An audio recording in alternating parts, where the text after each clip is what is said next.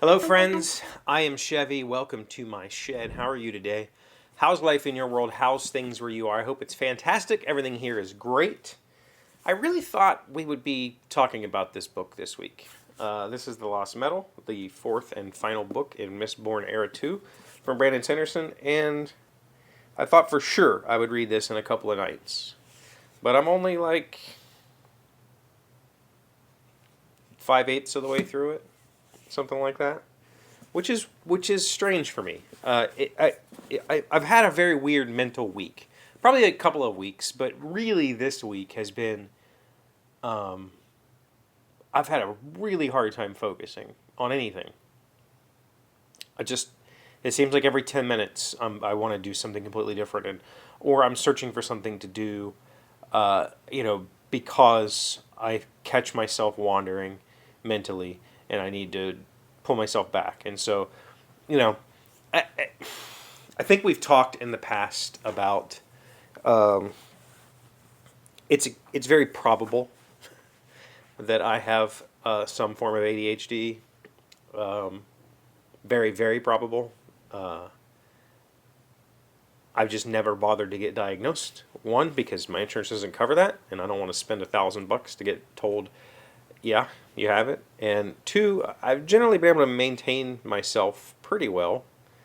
I mean, I'm 43, and I've only worked for, if you're not counting the Marine Corps, I've only worked for 4 different places. So, I've had 10-year, 8-year careers or stretches. So it's not like I am very capable of presenting at least as normal. But I do have bouts like I'm experiencing currently where my brain is all over the place. And it's been like that all week long. I've had a really hard time focusing. Normally, this book, by the way, the first 5/8 of this book is wonderful, just super wonderful. I'm really excited about the future of the Cosmere and the next Mistborn series, which probably have to wait another 5 or 6 years for, but whatever. I'm really excited about. I will tell you this: if you haven't read the book yet, plug your ears. Brandon mentioned during the book launch that the gloves are off. He's no longer going to hide from the Cosmere as a whole, and he's going to start really injecting more of that interdimensionality into the books. And boy, does he! This book is the most we've ever got. The most we've ever learned about the world outside of Skydrial or outside of Roshar or whatever.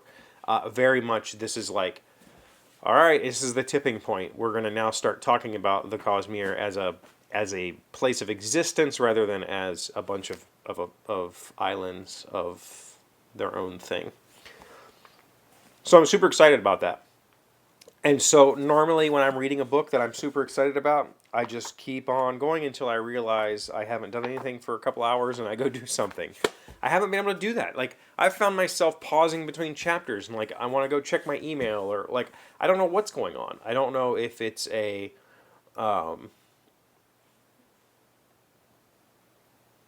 lack of activity, It's getting cold, haven't done much, soccer's over. I don't know if it's a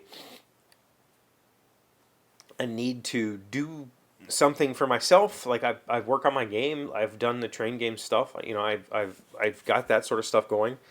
I don't know what it is, but I just know that this week in particular, my brain has been like really difficult to strangle. To strangle? I don't strangle myself. To wrangle.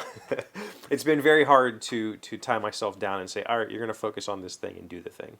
So very strange, but I'm managing. I'm making it through. I'm drinking a lot more tea than I would normally drink. Caffeine does calm me down, I still stick to just 2 coffees a day. In the past, I would drink lots and lots and lots of coffee every day to try to keep focused. But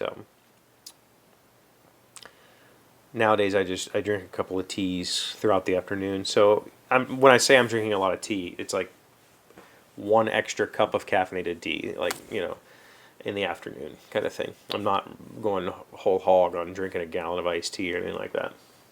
So it's a strange time. It is snowing here today, which is wonderful. Not technically our first snow. We got some flakes earlier in the month, but the first snow that actually has like powder on the ground kind of snow. Very light powder, but it's there. And I absolutely love the snow. I love winter time.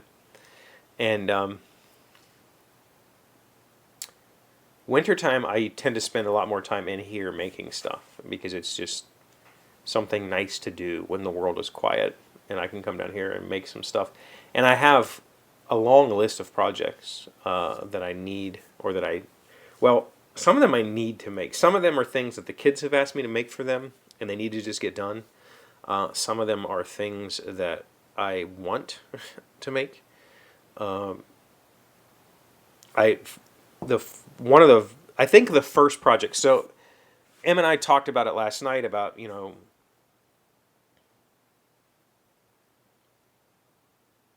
I think we'll save that conversation, if I remember, for next week to talk about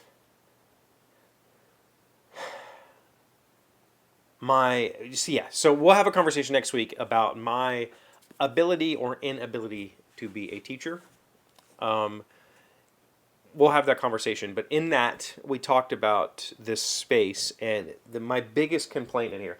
I absolutely love my ring of tools: drill press, bandsaw, sanders, miter saw, table saw.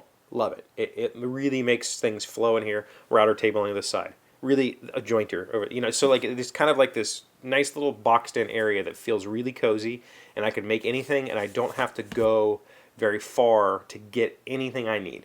If I'm working at this bench with this vise and I need screws, they're right there. I take like 3 steps, grab the bit, got it.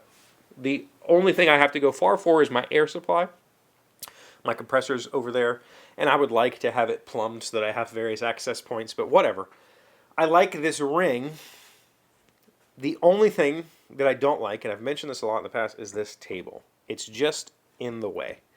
It's a great assembly table. It's like not 4 foot, but it's probably more like, it's bigger than 3 feet. Or it's probably more like 40 inches or 42 inches by 42 inches or something like that. So it's this big thing that just takes up all of this room. And there's only, I don't know, maybe 7 feet here between this bench and that bench. And so this table, if you count for the drill press sticks out here, the little jut out part of the miter saw sticks out, there's only like a couple of feet to move around in here. So this needs to go. When I say go, I mean it needs to be reduced. I like the width, maybe a slight bit wider. There are times I'm working on projects that I need to have support for a little bit wider, so maybe 6 inches wider, but it needs to only be like 28 inches deep. Like it just needs to be a narrow table, a good work surface, because especially now that I have the apron, when I'm working in here, I don't need the space that I'm working on to hold the tools that I'm using. That's what the apron's for. And so right now, if I'm working here, I'm really only able to work on, say, that 28-inch surface. And so all of that other room, it ends up just being a clutter of stuff. And then if I want to work, spin the thing that I'm working on around, I have to be conscious of all the stuff that's sitting there. And it's not conducive. And so I want to rebuild this. I think that might be project number 1. But after that, I have a bench that I'd like to build for my oldest. She's asked for like a little reading nook bench in one of her alcoves. My youngest wants some hanging bookshelves, similar to the ones I built upstairs. I have a desk that I need to build for my youngest. I have the wood for that over here. I want to build side tables for the living room, and I have them designed already. I'm going to make prototypes out of pine and then see if we like them, and if we do, I'll build them out of cherry and give the pine ones to her mom to sell at the craft store. So I have a whole list of projects I would love to work on. I just have to make this space a little bit more conducive so that I don't feel roadblocks coming down here to work. Right now there are roadblocks and it's bothering me. So next week we will attempt to talk about, if I remember, my ability or inability to teach, because I think that's a good topic. Do you have anything exciting going on this weekend? I don't think we do. My oldest works, and my youngest is going to have a boyfriend over. So we might go shopping and, out to eat or something, but nothing major. Thank you for being here as always. Thank you for liking, commenting, subscribing, being amazing friends and wonderful people. I really appreciate you, and I'll see you again tomorrow. Today's word you should know to sound smart is onus. It is a noun meaning obligation, responsibility, duty, or burden. The onus for choosing the color scheme for our new lacrosse uniforms fell ultimately to Tabitha, who had previously chosen the design for our polo uniforms. Onus, O-N-U-S. That's one of my favorite words. I use onus a lot. I actually really very much like that word. Again, another one of those words I don't necessarily think is an intelligent word, meaning it's not a 10-cent word. It's like a 5-cent word.